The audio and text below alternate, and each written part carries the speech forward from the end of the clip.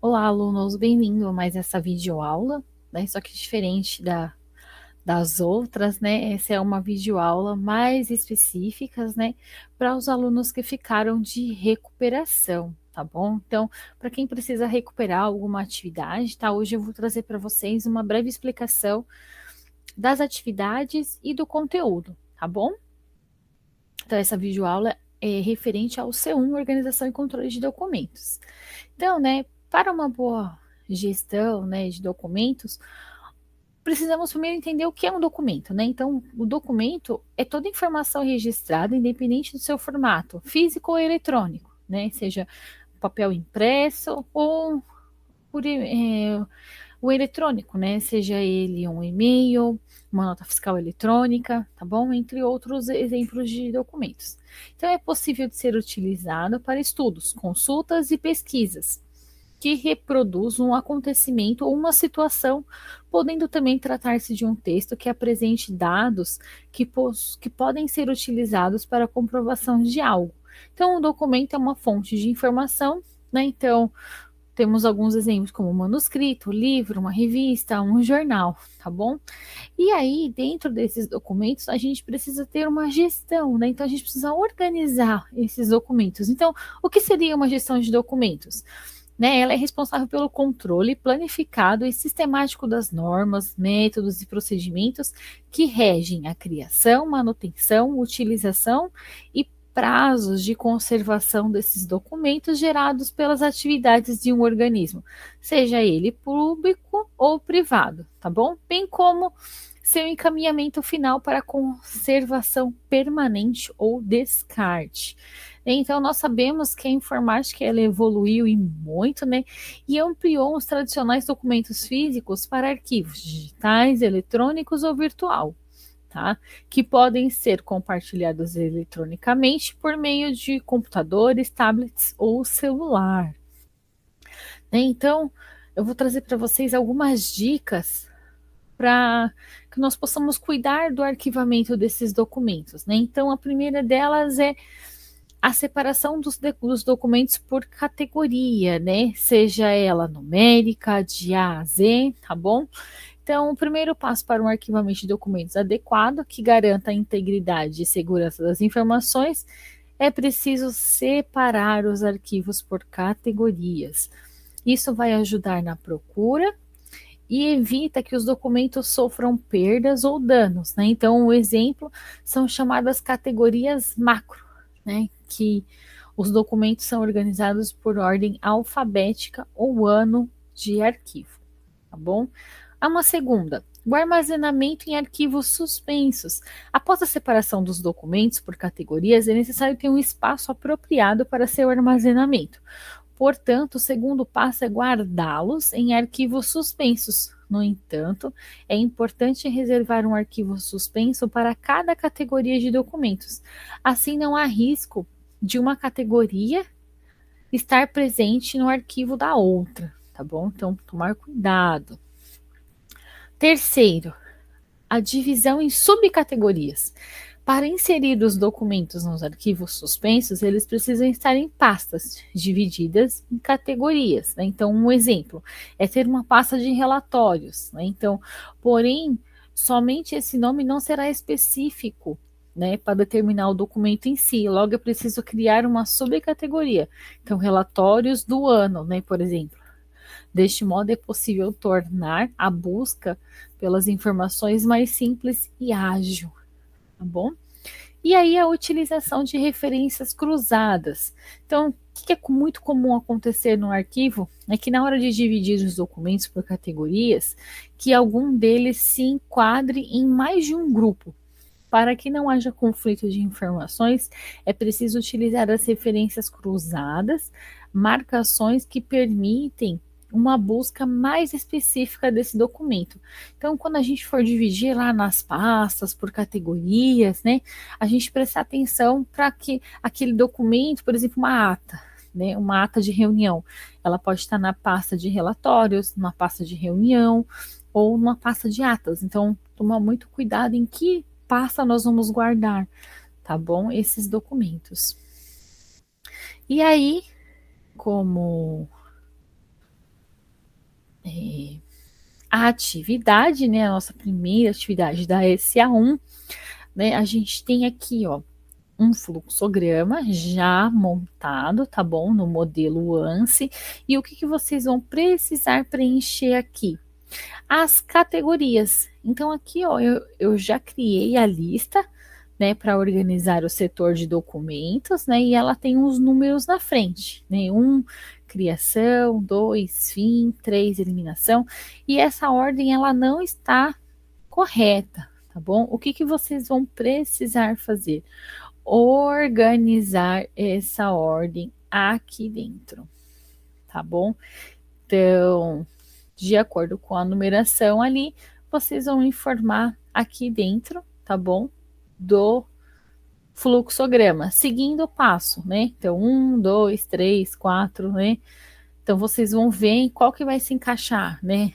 No fluxograma, o que é isso aqui, né? O que significa esse outro? Aí vocês vão preencher, tá bom?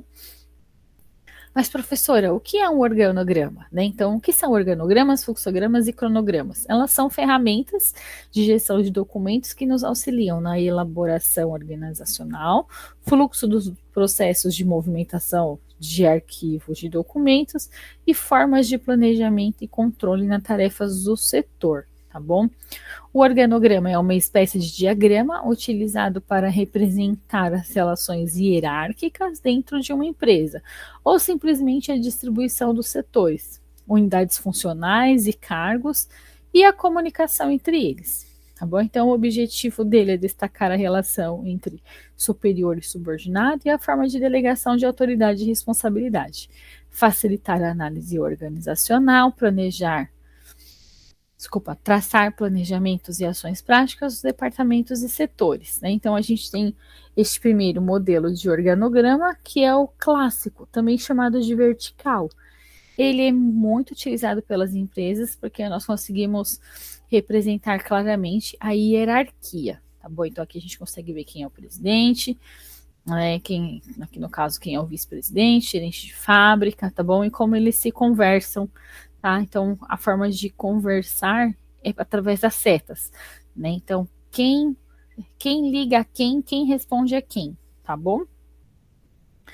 O horizontal, né? Ele também é utilizado, tá bom? Só que aqui, pelo fato dele ser na forma horizontal, nós não conseguimos visualizar claramente a hierarquia, e sim os cargos, tá bom? Então, é mais fácil de ver, tá? Então, aqui não tem um cargo ou um setor, né, da empresa, tá bom? Que seja melhor ou, né, inferior ao outro. Aqui estão todos na mesma linha. A gente tem o organograma circular, tá bom? Que também é utilizado nas grandes e modernas empresas do terceiro setor, tá bom? E aqui o do circular, ele é importante porque ele não ressalta a hierarquia, e sim a importância do trabalho em grupo, tá bom? Então, aqui no caso, esse organograma é da Ponto 1 Gráfica Editora, e aqui nós conseguimos ver todos no mesmo formato. Aí nós temos o fluxograma, né, que ele é uma representação gráfica, né, que ele vai utilizar, no caso, símbolos gráficos para descrever a natureza e o passo dos processos, tá bom? O objetivo dele é mostrar de uma forma mais descomplicada o fluxo das informações e os elementos. Além, né, também nós conseguimos colocar nele uma sequência operacional do trabalho que está sendo executado. O objetivo dele é para padronizar a representação dos métodos e procedimentos administrativos, maior rapidez na descrição desses métodos, facilitar a localização e a identificação dos aspectos mais importantes, maior flexibilidade e melhor grau de análise, tá bom? Então, como que nós podemos construir um fluxograma? Então, a gente precisa conhecer alguns princípios básicos, né? Então, primeiro, o fluxograma você vai ver a entrada, as funções que são determinadas pelos processamentos e a saída, tá bom? Então, alguns símbolos que nós utilizamos nos fluxogramas, que é esse meio oval, que indica o início ou o fim do processo. O retângulo indica a atividade, né, que precisa ser executada. O losango é toda vez que temos que tomar uma decisão, né? Então, toda vez que você tiver uma pergunta no meio do fluxograma, vai ser utilizado por o losango. As setas, né, para indicar o caminho, né, o fluxo, a direção. Esse retângulo com essa bordinha embaixo é utilizado quando nós precisamos fazer uma emissão de documentos, tá bom? Esse ovalzinho cortado no meio indica uma espera quando nós temos um processo e aí o produto vai ficar parado ou vai chegar um caminhão e aí para fazer esse descarregamento tem que ter uma espera, né? Você vai utilizar esse aqui. E o círculo indica o fluxograma continua na outra folha, tá bom? Então, toda vez que você não conseguir terminar um fluxograma na folha que você estiver digitando e ele vai continuar no outro lado, você precisa indicar esse aqui, tá bom? Como círculo. E aí, né, o cronograma. Então, o cronograma, ele tem a origem do grego, onde o crono significa tempo e grama significa alguma coisa escrita ou desenhada, né? Então, o cronograma nada mais é do que uma representação gráfica do tempo investido em uma determinada tarefa ou projeto, né, segundo as tarefas que devem ser executadas no âmbito do projeto, tá bom? Então, é uma ferramenta que ajuda a controlar e visualizar o trabalho, tá bom? Então, ele nada mais é do que uma tarefa gerenciadora de tempo, também podemos chamar de calendário, um calendário mais elaborado, tá bom? Então, o objetivo dele é identificar e organizar a sequência das tarefas necessárias para a conclusão de um projeto, estabelecer prazos para a conclusão de tarefas, evidenciar atrasos ou adiantamentos dessas tarefas, auxiliar no controle a fim de seguir o planejado, auxiliar no estabelecimento dos objetivos e metas, facilitar a estimativa de prazo para a conclusão de um projeto.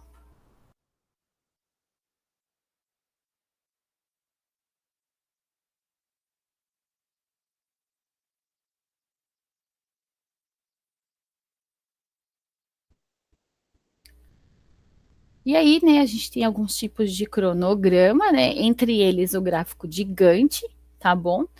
Que é este modelo aqui que é o mais utilizado nas empresas, tá bom? Onde as linhas vão determinar as tarefas, né, ou os processos que vocês vão utilizar, né, dentro da empresa, e as colunas, elas vão ser divididas em meses, ano, tá bom?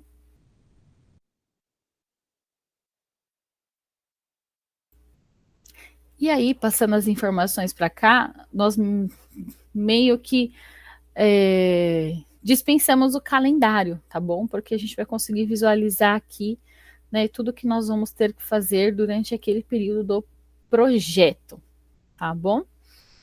E aí, né, só para relembrar, né, com vocês. Então, essa atividade aqui, né, que é a SA1, agora que vocês já sabem todos os processamentos, né, do fluxograma, é só colocar na ordem aqui, né, observando os números e colocar eles dentro do fluxograma, tá bom? E aí, para a segunda etapa da nossa atividade, né, aqui nós temos o modelo, né, de um organograma vertical, tá bom? E aqui nós temos as funções, tá bom? O que vocês vão precisar fazer é colocar essas funções aqui dentro deste organograma, tá bom? Depois, o que nós temos? Nós temos um cronograma. Então, aqui já tem a tarefa, né? As tarefas aqui na coluna. E na segunda coluna, a gente vai ter a duração, a semana. Pensando no nosso mês, né, de setembro, eu quero que vocês organizem ele, tá bom? Aqui dentro, tá bom? E aí, O último é um fluxograma. Então, a gente já tem aqui um fluxograma no modelo ANSI, tá? E aí, o que, que vocês vão precisar fazer? De acordo com essas etapas descritas aqui, que é uma emissão de nota fiscal, tá bom? É a emissão e a solicitação do reembolso dessa nota fiscal. Vocês vão precisar colocar essa sequência aqui dentro do fluxograma, tá bom? Preste atenção, tá todas as etapas descritas aqui, vocês só precisam encaixar, ok? Então é isso, meus queridos. Obrigada pela atenção de vocês. Qualquer dúvida, estou à disposição para ajudá-los e orientá-los. Um grande abraço e até mais. Tchau!